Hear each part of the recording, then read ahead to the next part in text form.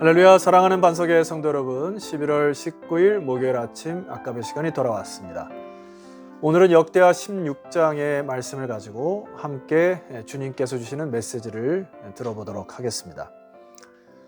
오늘 이 16장의 말씀은 참 애석하게도 그동안 개혁을 잘 했던 아사왕의 마지막 통치 시절을 나타내는데, 아사왕의 실수 혹은 실정을 소개하고 있습니다.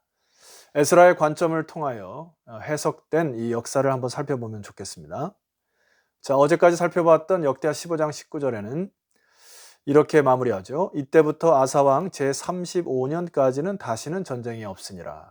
아사왕의 통치 기간 동안에 35년 동안에 평화스러웠다는 것이죠. 여러분, 이것을 좀 기억할 이유가 있습니다. 왜냐하면 16장 1절에 보니까 아사왕 제36년에 이스라엘 왕 바아사가 유다를 치러 올라와서 라마를 건축하여 사람을 유다 왕 아사에게 왕래하지 못하게 하려 한지라. 겉으로 봐서는 별 문제가 없어 보입니다. 라마라고 하는 도시 하나가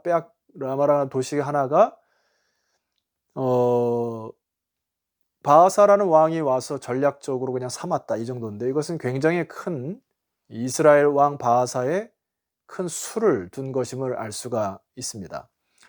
자, 왜냐하면 이 라마라고 하는 지역적 위치는 예루살렘으로부터 직선거리로 북쪽으로 한 6km 정도가 떨어진 곳입니다. 자, 이때 당시에 아까 말씀드렸듯이 북이스라엘은 아사왕의 통치 기간 동안에 7왕이 쿠데타를 통하여서 바뀌는 굉장히 어려운 시절을 보내고 있었어요. 그러나 이 아사왕은 35년 동안에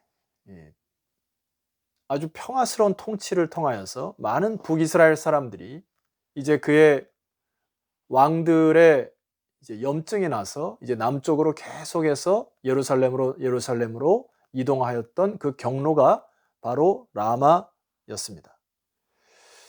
자, 이 아사왕의 통치 말년에 남유다에게서도 존경받았을 뿐만 아니라 북이스라엘 백성들도 그의 소식을 듣고서 내려왔던 그 요충지의 라마를 바아사가 거머쥔 것이에요. 그러니까 이것은 전쟁에 있어서는 숨통을 끊어버리는 것입니다. 심리전이죠. 이제 더 이상 아사왕을 가서 그를 칭찬하거나 아사왕을 존경한다는 것이 없고, 바아사가 이제 그것을 절단해버림으로 그 마음에 굉장히 당황스러운 모습이 이 아사에게 있었을 것입니다. 두 번째로는 여기 1절에 보면은 이스라엘 왕 바아사가 유다를 치러 올라왔다. 이게 정확하게 얘기하면 이제 이 라마를 기지를 건축하여서 호시탐탐 남유다를 노리고자 하는 전략적 요충지로 삼았던 것이 라마라고 하는 도시입니다. 여러분, 이 상황을 듣고서 종전의 아사왕의 태도였다면 여러분 어떤 것이 좀 연상이 되죠. 그런데 이 아사왕의 태도가 영 이상해졌습니다. 자, 2절 말씀 보실까요? 아사가 여호와의 전 곳간과 왕궁 곳간에 은금을 내어다가 다메섹에 사는 아람왕 베네닷에게 보내며 이르되. 여러분, 심지어 왕궁 곳간뿐만 아니라 여호와의 곳간까지도 들어가서 은금을 내어다가 다메섹에 있는 아람왕 베나댓에게 보냈습니다. 왜 보냈을까요? 지금 이 아사는 여러 가지 많은 생각 중에 하나님에게 무릎 꿇거나 하나님을 의지하기보다는 자기의 계획대로 이것을 하면 쉽게 해결되리라고 하는 착각 속에 너무 쉬운 판단을 내려버린 것입니다. 자, 그 해석이죠. 3절입니다. 내 아버지와 당신의 아버지 사이와 같이 나와 당신 사이에서 약조하자. 내가 당신에게 은금을 보내노니 와서 이스라엘 왕 바아사와 세운 약조를 깨뜨려 그가 나를 떠나게 하라 하매. 일반적으로 전쟁이 나면 정략 결혼이라든지 어떤 조약을 맺는다든지 아니면 뒷돈 거래를 통하여서 도와달라 했을 때 너무 쉽게 세상적인 방법으로 이것을 선택한 우를 범한 것을 볼 수 있습니다. 종종 같았으면 하나님 앞에 무릎 꿇고 어떻게 하면 이 일을 해결할 것인가, 하나님 앞에 기도하여 귀를 쫑긋 기울였을 아사왕이 그의 통치 말년에 그의 마음속에 큰 교만이 들어간 것 같습니다. 그래서 자기의 방법대로 너무 쉽게 왕궁 곳간과 여호와의 전에 곳간에는 은금 패물들을 다 아람 왕 베나다렛에 보냈다고 하는 것은 이제 그를 의지하겠다고 하는 마음의 중심인 것이에요. 자, 결과적으로 보면 이 방법이 먹힌 것처럼 보입니다. 4절 말씀 볼까요? 베나닷이 아사 왕의 말을 듣고 그의 군대 지휘관들을 보내요. 이스라엘 성읍들을 치되 이온과 단과 아벨마임과 납달리의 모든 국고성들을 쳤습니다. 여기 나오는 네 도시는 북쪽 이스라엘의 경계 지역입니다. 자, 지금 남쪽에 군사를 데리고 라마에 집결하였던 이 바하사 왕이 북쪽에 네 성이 불에 탔다는 소식을 듣고 위화도 회군하는 것처럼 회군을 하게 되죠. 자, 5절입니다. 바하사가 듣고 라마 건축하는 일을 포기하고 그 공사를 그친지라. 자, 겉으로 보면 아사 왕이 승리를 거머쥔 것 같습니다. 그리고 이 일이 너무 쉽게 해결되었으므로 자신의 지혜를 자랑하였을 가능성이 높습니다. 그러나 하나니라고 하는 선견자를 하나님이 보내셔서 아사 왕을 꾸짖게 되죠. 자, 7절 말씀입니다. 그때에 선견자 하나니가 유다 왕 아사에게 나와서 그에게 이르되 왕이 아람 왕을 의지하고 왕의 하나님 여호와를 의지하지 아니하였으므로 아람 왕의 군대가 왕의 손에서 벗어난 나이다. 이유는 딱 한 가지입니다. 하나님을 의지하지 않고 아람 왕을 의지하여 자기 계획대로 이 전쟁을 싸웠다. 그 결과로 빚어진 내용이 7절 하반절에 뭐라고 되어 있습니까? 아람 왕의 군대가 왕의 손에서 벗어난 나이다. 이게 무슨 말일까요?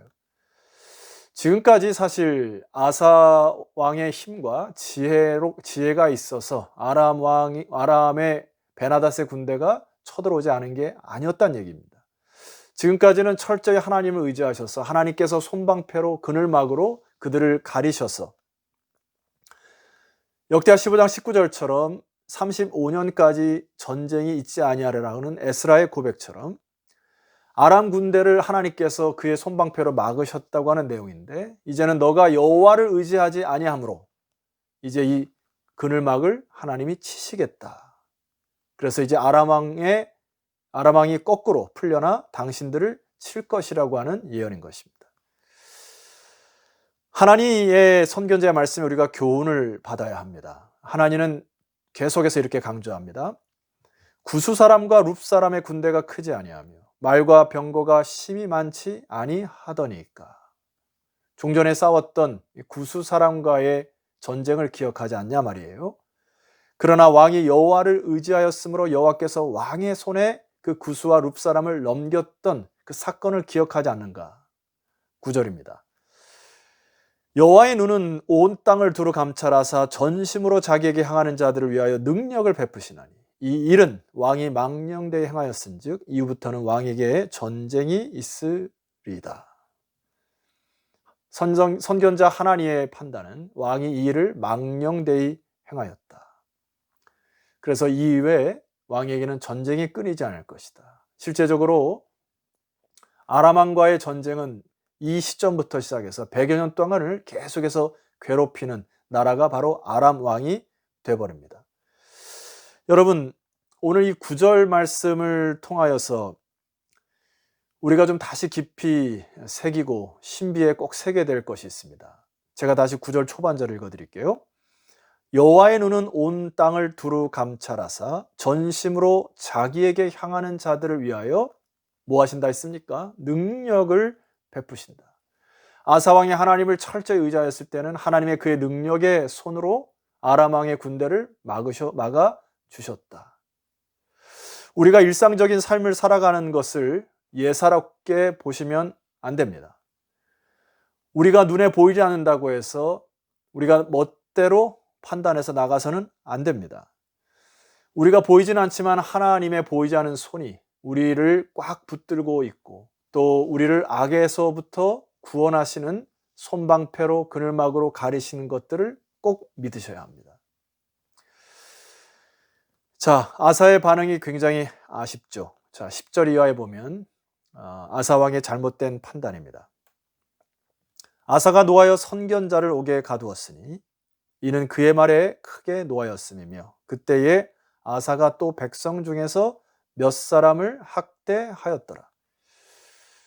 여러분, 이 구스라고 하는 나라와의 전쟁 속에서 승리 후에 맞이하였던 오뎃의 아들 아사랴의 말은 겸손히 듣고 제2차의 개혁을 단행하였던 이 아사왕이 오늘 여기에서는 선견자 하나니를 옥에 가두었을 뿐만 아니라 그의 백성 중에서 아마 충신들이었겠죠. 직언을 하는 자들을 학대하는 상황까지 이르게 됩니다.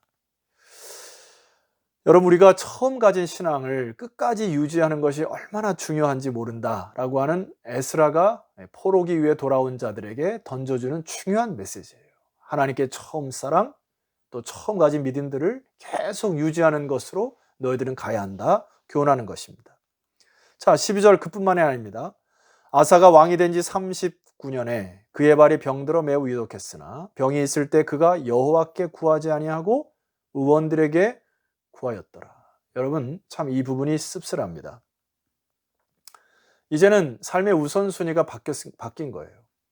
뭐 아프면 병원에 쪼르르 달려가면 되고, 배고프면 가서 뭐 사 먹으면 되고, 갈등이 있으면 자기 지혜로 해결하면 되고, 하나님 없이 이제 아사왕의 마음 속에 교만함이 찾아온 것 같아요. 내가 이 정도로 잘 다스렸던 왕이었구나. 또 하나 생각하게 될 것은 역대하 15장 19절 말씀에서 마지막에 뭐라고 기록되어 있었죠? 아사왕 제35년까지는 다시는 전쟁이 없었다. 평안이 너무 오래 지속되다 보니까 이 아사왕이 너무 마음을 놓은 것 같습니다.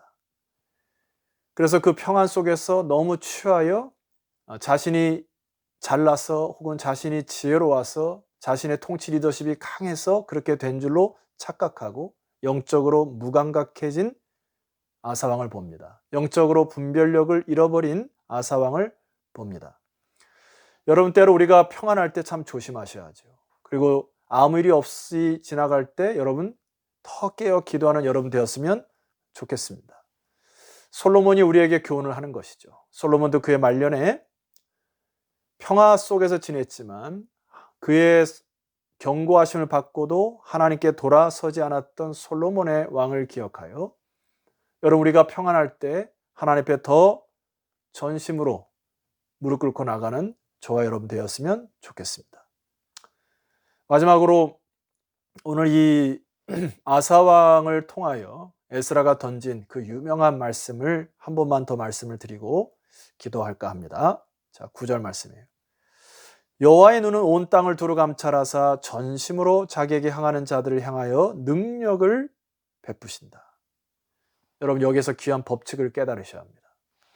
하나님을 우선순위를 두시게 되면은 세상에 있는 모든 것이 그 아래에 종속되게 된다는 이야기예요. 전심으로 자기에게 향하는 자들을 하나님이 그의 능력으로 이루어 주시겠다. 그런데 하나님 외에 다른 그 어떤 것을 의지하는 것, 강한 힘을 의지한다거나 여러분의 지혜를 의지한다거나 사람을 의지할 때 우리는 그 사람과 그의 힘과 그의 지혜에 종속되기 시작한다는 것입니다. 여러분, 이 에스라 선지자의 하나니 선견자의 메시지를 놓치셔서는 안 됩니다. 11월 한 달 동안 전심으로 여호와께 향하는 자들이 저와 여러분이 되었으면 좋겠고, 어떤 삶의 자리에서 어떻게 하나님을 삶의 우선순위로 되돌릴지를 깊이 묵상하고 결단하는 11월 한 달이 되었으면 좋겠습니다. 이것이 오늘 선견자 하나니를 통하여 우리에게 말씀하시는 주님의 메시지였습니다. 기도드리겠습니다. 하나님 아버지, 감사합니다. 참 부족한 저희들을 매일매일 말씀으로 깨우시니 감사합니다.